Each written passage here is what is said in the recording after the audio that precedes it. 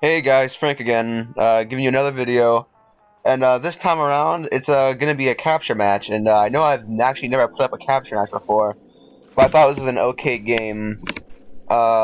This is my first game of the day that I played yesterday, so as you'll see, my aim is extremely off. If I had been warmed up and I had been playing smart, like you'll see in the gameplay that I just play straight out dumb, I could have easily, in this lobby, got 100 plus, which would have been my highest kill streak, kill mount.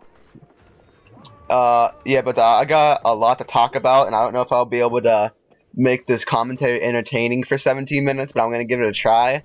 I know I'm not that good to listen to, but hopefully you guys won't mind too much. You just want to watch more than you want to hear me talk. So, I guess my first topic, going along with what I was talking about other commentaries about giving out tip videos and tricks on how to do better. I guess the first thing I'm gonna talk about is how to get high kill counts in capture, because I know it's something that a lot of people aren't actually that good at. I see, I've talked to a lot of people who play Bioshock, and a lot of them don't have high kill counts. And first and foremost, there are some things you need to know whenever you want to get high kill counts.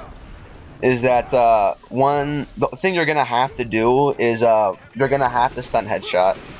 I know a lot of people aren't a fan of stun headshotting nowadays at least, but to get high kill counts, you need to stun headshot. Just because for the plain simple fact that stun headshotting is faster than anything else in the game when it comes to getting a kill, unless you get a no stun. But getting consistent no stuns isn't really reliable whenever you want high kill counts in big game modes like Capture the Sister. Like I was just saying, like the highest kill count I've ever gotten without stun headshotting in a capture match was like 71, and I was using TK. You'll notice the difference whenever you stun headshot and use other loadouts. Stun headshotting is the best thing in the game. You can tell why when people go to get kills in capture. That's like a good indication of what's a better killing loadout than the other. And also, it's gonna sound stupid to say this, but to get high kill counts, or at least decent kill counts, I don't really think this is really that high. But to get good kill counts like this, you actually do need to be host. To get at least above 80, I think host is actually needed. The highest I've ever gotten, and I've heard anyone ever getting, I've only gotten like 77 off host. But the reason why host is so important, and some people aren't gonna believe me, is that it's just so fluid. You need to be able to get fluid kills as you're going through your opponent's spawn, because that's the best thing you'll probably see. To get high kill counts, you need to be able to spawn kill efficiently. Which brings me to being knowledgeable of the spawn points in Capture the Sister. Because by knowing the spawns, you're gonna get high kill counts. If you want high kill counts, as long as you know the spawns, you'll be able to get high kill games very consistently. This map's a really good example of how to spawn trap, and I can't believe I didn't see that guy right behind me. But there are only two places really that the enemy can spawn this map if you're controlling the middle, which is what I try to do unless I'm being forced out of it by multiple people. But if you're in the middle of the map on Farmer's Market, the enemy can only spawn, unless they're just joining the game, they can only spawn up top. Well, by up top I mean by the vending machine, by all the signs and ads up top, and in the closed doors by the place where there are all the boxes. I don't really know what to call it. I'm just gonna call it the box place, I guess. You'll see me walking over here. It's like whenever I go down through it, straight ahead through this door. That's what I'm talking about. That's the other spawn. Typically, those are gonna be the two spawns whenever you're spawn trapping. So that's how you have to. Oh, excuse me. That's how you have to change your game to play around that. And it also makes a difference on whether you're capping or defending. Like right here, I'm defending, and we're spawning right near the sister. Chances are they're all going to be spawning right down there in that spawn. in the box spawn, or over by the bridge on this side. Knowing spawns enables you to play better. You don't have to be really skilled to get a lot of kills. You just need to know more about the game than the other team. And oh, another thing, which is very important, one thing I've learned to do very efficiently whenever I play Capture the Sister, is before you play a game, know the abilities of the other team. You have to know the limits and how you should play to do good against the other team. Because chances are, whenever you're in a lobby with people who you don't recognize or you haven't played as much or you know their skill level, the chances are increased dramatically that you'll be able to have a good game. Because a lot of you guys are probably going to agree with me, I think at least. If you're in a game with people who you've played quite frequently and they're not bad players like a random bronze, then chances are, if you're in the same match as them, they will be going after you quite frequently. Because it's a tendency for good players or okay players to target one person on the other team and try to make that person have the least amount of effect on the game as possible. So as you'll see in this lobby, whenever I joined this lobby as I was about to start, I realized the potential of the other players on the team because I personally didn't know them. And I've played this game for a long time and I know most of the players that play the game. So I was able to know right away that I would be able to play very aggressively in this lobby. And it just so happened that I got hosted and able to play very, very aggressively. Going on lines of aggressive, I guess, to get high kill counts and capture, you have to be you don't. How do I say this? You have to be able to get in the face of your opponent's spawn, because I know a lot of players, whenever they play team modes, I guess it's a survival mentality, but my mentality has always been get in your opponent's face or be at advantage on your opponent at all times. Because I notice a lot of people play very passively and they don't try and subject themselves to danger. Which isn't a bad thing if you want to be controlling in your playstyle, that's the way you play.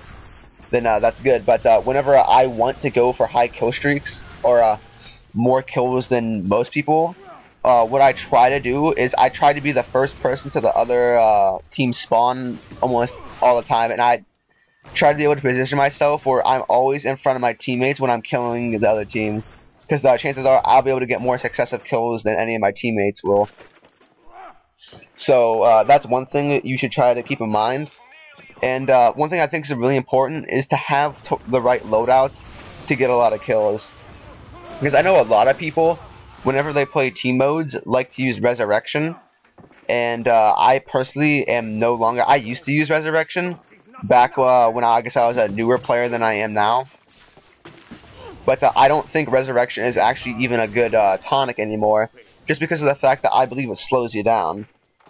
And because what I think are the best combination whenever on your head, other than your Headhunter, on stun headshotting loadout is Fast Feet and Eve Saver. You'll see at many points in this game where I am shocking 4 times. I am getting triple kills by using 4 shocks. If I had only 3 shocks of Eve and I didn't have Eve Saver, you would probably see about 10 or 12 kill difference in this game.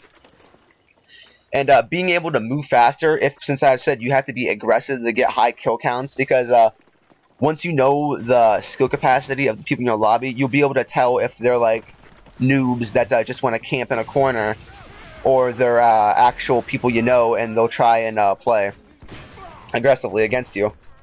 So I think that's always a good thing. And I think the second most important thing, whenever it concerns your loadout, because I think most headshotting loads are pretty much the same except the secondary. I think the secondary is very important for you to be able to do good.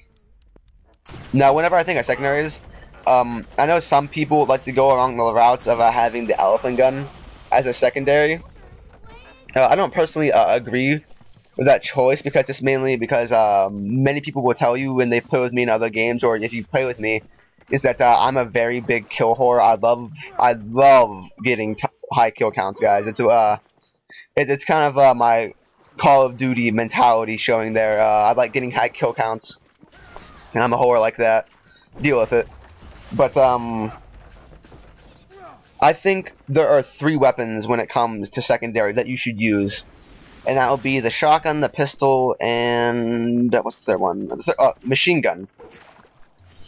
Those are what I consider the 3 main good guns you should use for a secondary.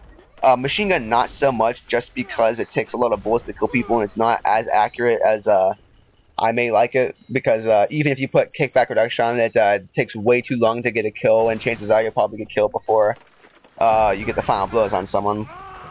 But in my opinion, the 2 easiest guns in the game to use, the 2 easiest guns in the game to use are the shotgun and the pistol.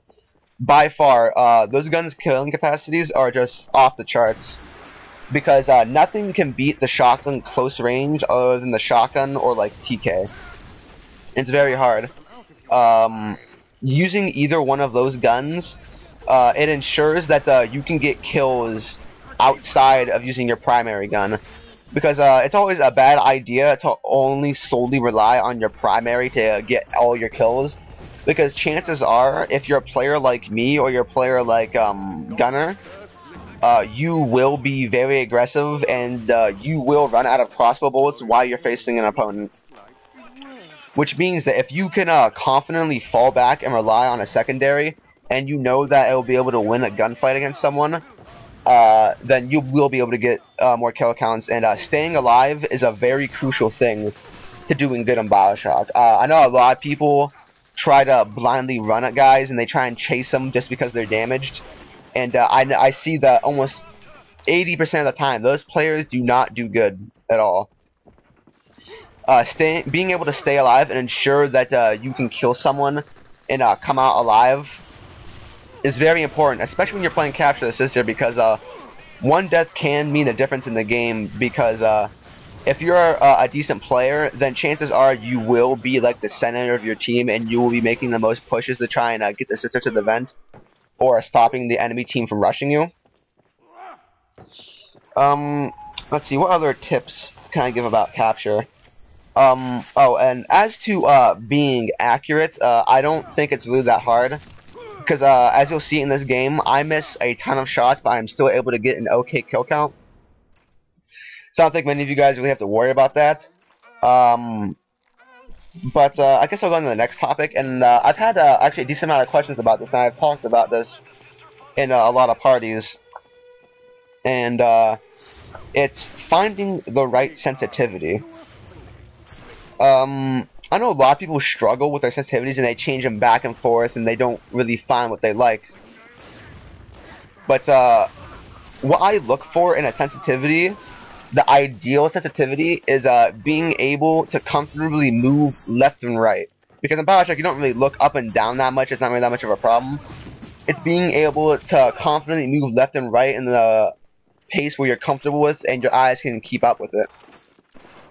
Because I know a lot of people just can't seem to find the right sensitivity, and they get killed a lot just because they overestimate the value of where they're turning left and right. And, oh, you see right here, my shotgun put in work right there. But I think that whenever you're thinking about sensitivities, you should always start from the default and slowly move up.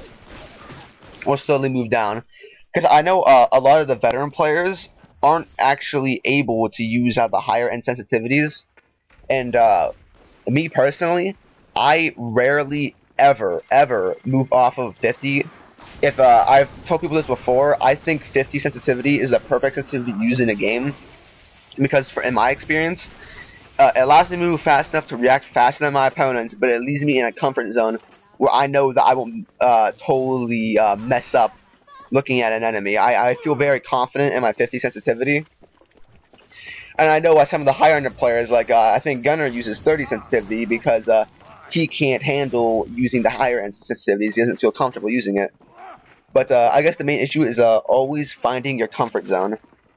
I've tried 100 sensitivity and 75 and 0 to 30 in that range, and I just didn't like it.